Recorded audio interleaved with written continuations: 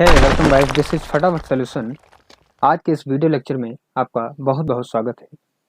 तो जैसा कि हम लोग HTML बूटस्ट्रैप की क्लास पढ़ रहे थे, तो उसी के साथ साथ हमने सोचा है सी की भी क्लासेस स्टार्ट की जाएं। कुछ लोगों के कमेंट्स भी आए थे कि सर सी भी साथ साथ पढ़ाते रहिए। तो आज हम स्टार्ट करेंगे सी की हिस्ट्री से लेकर और किसने डेवलप किया, कब हुई डेवलप और उसके फ़ायदे क्या क्या हैं, इस बारे में हम बात करेंगे। तो चलिए हमारी कंप्यूटर स्क्रीन पे देखते हैं। जैसा कि मैंने इसे पॉइंट वाइज मैंने नोट करके रखा हुआ है जिससे आपको पढ़ने में आसानी हो। तो मेनली मैं पहले ये बता देता हूँ सी होता क्या है, तब तक आप लोग पॉइंट्स भी नोट करते रहिए। कॉपी पेन लेके आप बैठिए ज़रूर, जैसे पॉइंट्स आप नोट कर लीजिए। तो बेसिकली हिंदी में हम थोड़ा समझते हैं क्योंकि समझने में आसान रहता है। तो जिस भाषा का प्रयोग हम कंप्यूटर से कम्युनिकेशन करने के लिए करते हैं उसे मुख्यतः सी लैंग्वेज कहा जाता है। जैसे हमने कोई इंस्ट्रक्शंस कंप्यूटर को दिया और उसने परफॉर्म कर दिया, तो इसके बीच में एक कड़ी जो होती है उसे प्रोग्रामिंग कहा जाता है। वो एक पाइथन के रूप में हो सकती है, वो एक PHP के रूप में हो सकती है। तो मुख्यतः आज हम बात करेंगे सी की। तो जैसा कि मेरा पहला पॉइंट आप लोग देख रहे होंगे, लिखा है सी एक प्रोसीड्यूरल प्रोग्रामिंग लैंग्वेज होता है। प्रोसीड्यूरल मतलब कम्युनिकेशन करने वाली। जैसा कि अभी मैंने बताया कि कंप्यूटर से जो हम कम्युनिकेट करते हैं, जो इंस्ट्रक्शंस देते हैं, उसे सी लैंग्वेज कहते हैं। सेकंड मेरा पॉइंट है, इसे डेनिस रिची के द्वारा सन 1969 से 1973 के बीच मुख्य रूप से सिस्टम प्रोग्रामिंग लैंग्वेज के तौर पर डेवलप किया गया था। जैसा कि मैं बता रहा हूँ, सिस्टम प्रोग्रामिंग लैंग्वेज यानी कि सिस्टम में जो प्लेटफॉर्म है, जो इवेंट्स होते हैं, उन्हें जो परफॉर्म करता है उसे ही प्रोग्रामिंग लैंग्वेज कहते हैं। तो इसे कब किया गया था? 1969 से 1973 के बीच डेनिस रिची के द्वारा। नेक्स्ट आपका जो आता है, तो बेसिकली जितने भी ऑपरेटिंग सिस्टम में प्रोग्राम्स होते हैं वह सी में लिखे जाते हैं। लिखा हुआ है ऑपरेटिंग सिस्टम के प्रोग्राम्स को लिखने के लिए सी का प्रयोग करते हैं। नेक्स्ट मेरा पॉइंट आता है सी लैंग्वेज के मेन फीचर्स क्या हैं। तो सी लैंग्वेज के मेन फीचर्स, ये low level access to memory होती है। कहने का मतलब है ये लो लेवल की लैंग्वेज के रूप में मेमोरी को एक्सेस बहुत जल्दी कर लेती है। नेक्स्ट मेरा है सिंपल सेट ऑफ कीवर्ड्स। इसमें जो कीवर्ड्स होते हैं, जैसा कि इस वीडियो के बाद में बात करूंगा कीवर्ड्स क्या होते हैं, तो ये सिंपल कीवर्ड्स को बहुत ही जल्दी से ले लेती है। लिखा हुआ है सिंपल सेट ऑफ कीवर्ड्स। इसका कीवर्ड जो होता है एक सिंपल सेट के रूप में होता है। नेक्स्ट वीडियो में हम कीवर्ड्स के बारे में बात करेंगे। कुछ कीवर्ड्स मैं बता देता हूँ, जैसे कि मेरा if, ills, wide, while, for, int, return, इस टाइप के कीवर्ड्स होते हैं और इसका यूज बहुत ही क्लीन होता है। एक बार आप जान जाएंगे तो अच्छे से कर लेंगे। नेक्स्ट मेरा है, ये फीचर्स सी लैंग्वेज को सुटेबल बनाते हैं। सारी लैंग्वेज में सी लैंग्वेज बेस्ट होती है एज आ बिगिनर्स के लिए, कह सकते हैं हम। इसमें कई फीचर्स होते हैं, इसलिए इसे सुटेबल भी कहा जाता है। तो नेक्स्ट मैं बात करूंगा यूज़ ऑफ सी लैंग्वेज कि सी लैंग्वेज का ही यूज क्यों होता है।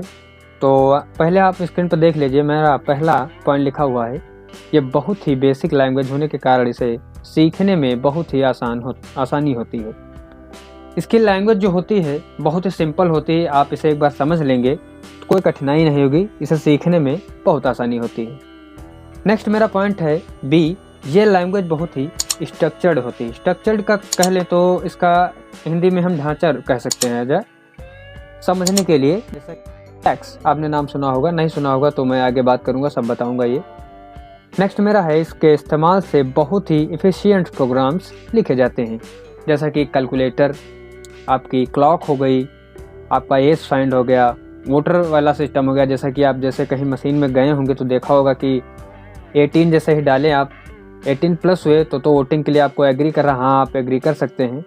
अगर आप 18 से नीचे हैं तो नहीं ले रहा। ये सब प्रोग्राम सी लैंग्वेज के द्वारा भी किए जाते हैं। नेक्स्ट मेरा पॉइंट है, ये आसानी से बहुत ही लो लेवल एक्टिविटीज़ को हैंडल करता है। जैसा कि मैंने ऊपर पॉइंट्स में बताया था कि जो लो लेवल की एक्टिविटीज़ हो, जैसे कि प्लस हो गया, माइनस हो गया, छोटी छोटी जो परफॉर्म करते हैं एक्टिविटीज़, उनको हैंडल बहुत आसानी से करता है, इसीलिए सी लैंग्वेज का प्रयोग किया जाता है। देन हमारा है, इसे बहुत से कंप्यूटर्स प्लेटफॉर्म में कंपाइल किया जा सकता है। जैसे आपके विभिन्न टाइप के जो कंप्यूटर्स होते हैं, जो ऑपरेटिंग सिस्टम होते हैं, हम उनमें इसे आसानी से कंपाइल कर सकते हैं। अब थोड़ा बात करते हैं इसके कुछ इंटरेस्टिंग फैक्ट्स के बारे में जो आपने नहीं पढ़ाए। तो मैं पहला पॉइंट बताता हूँ आपको। सी को इन्वेंट किया गया था एक ऑपरेटिंग सिस्टम जिसका नाम है UNIX को लिखने के लिए। इसको इन्वेंट किया गया था UNIX को लिखने के लिए। ये एक ऑपरेटिंग सिस्टम है, ऑपरेटिंग सिस्टम जिसे कह सकते हैं जिस पे हमारा सिस्टम चलता है। सेकंड में रहे, इस लैंग्वेज को फॉर्मलाइज्ड किया गया था 1988 में American national standard institute ANSI के द्वारा।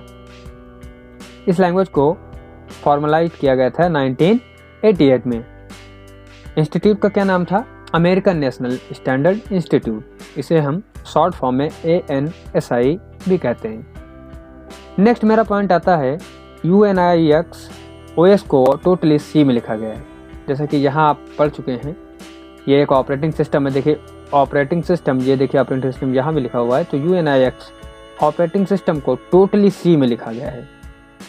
देन मेरा नेक्स्ट आता है, अभी की समय में C सबसे ज़्यादा पॉपुलर है। इस समय जो लैंग्वेज चल रही है उसमें C मेरा सबसे ज़्यादा पॉपुलर है, ज़्यादा इस्तेमाल किया जाने वाला है। सिस्टम प्रोग्रामिंग लैंग्वेज है, कह सकते हैं इसे। ज़्यादातर सभी state of the art software को C में इम्प्लीमेंट किया गया, यानी कि जो सॉफ्टवेयर हमारे होते हैं ज़्यादातर वह C में लिखे गए हैं। अभी के समय popular Linux OS operating system RD BMS MySQL भी C में लिखे गए हैं। ये मेरे डेटाबेस हैं। MySQL डेटाबेस है, RD BMS ये भी डेटाबेस है। लिनक्स ऑपरेटिंग सिस्टम होता है। जिन्होंने कुछ थोड़ा बहुत पढ़ा होगा उन्हें पता होगा कि लिनक्स क्या है। लिनक्स एक ऑपरेटिंग सिस्टम होता है। तो मैं कंक्लूजन के रूप में थोड़ा इसे फिर से बता रहा हूँ, आप थोड़ा ध्यान से सुनिएगा। मैं कंप्यूटर की भाषा नहीं बोल रहा हूँ, मैं अपनी तरफ से बता रहा हूँ, आप समझिए, उसे नोट कर लीजिए। जिस भाषा का प्रयोग हम कंप्यूटर से कम्युनिकेशन करने के लिए करते हैं उसे C लैंग्वेज कहा जाता है। जिस भाषा का प्रयोग हम कंप्यूटर से कम्युनिकेशन करने के लिए करते हैं उसे C लैंग्वेज कहा जाता है। सन 1969 से 1973, कहीं कहीं आपको 1972 भी मिलेगा। इसे USA की AT&T बेल लैबोरेटरीज एक थी, उसमें डेनिस रिची नाम के व्यक्ति ने डिजाइन किया था। लिखा हुआ जैसा कि सेकंड में आप देख सकते हैं, डेनिस रिची के द्वारा AT&T बेल लैबोरेटरीज में विकसित किया गया था। इसके कई कीवर्ड्स भी होते हैं, तो मैं नेक्स्ट वीडियो में कीवर्ड्स के बारे में बात करूंगा। कीवर्ड्स, फिर ऑपरेटर, इसके बाद डेटा टाइप, इसके बाद हम प्रोग्राम में इसके चलेंगे। तो आप इसका स्क्रीनशॉट ले लीजिए, मैं 2 मिनट रुक रहा हूँ थोड़ा। यूज़ आप लैंग्वेज का भी एक ले लीजिए। देन आप इंटरेस्टिंग फैक्ट्स, ये भी बहुत काम आते हैं समझने के लिए, आप इसे भी लिख लीजिए, क्योंकि जैसे कि आपका लॉन्ग आंसर या कुछ आया तो आप इसे पॉइंट आउट कर सकते हैं। तो कैसे लगी हमारी वीडियो कमेंट सेक्शन में ज़रूर बताएं। सेकंड वीडियो आपकी कीवर्ड्स की होगी, जो मेरा C का नेक्स्ट पार्ट होगा। तब तक के लिए हमारे चैनल को सब्सक्राइब करिए। वीडियो अच्छा लगा हो तो शेयर करिए। धन्यवाद।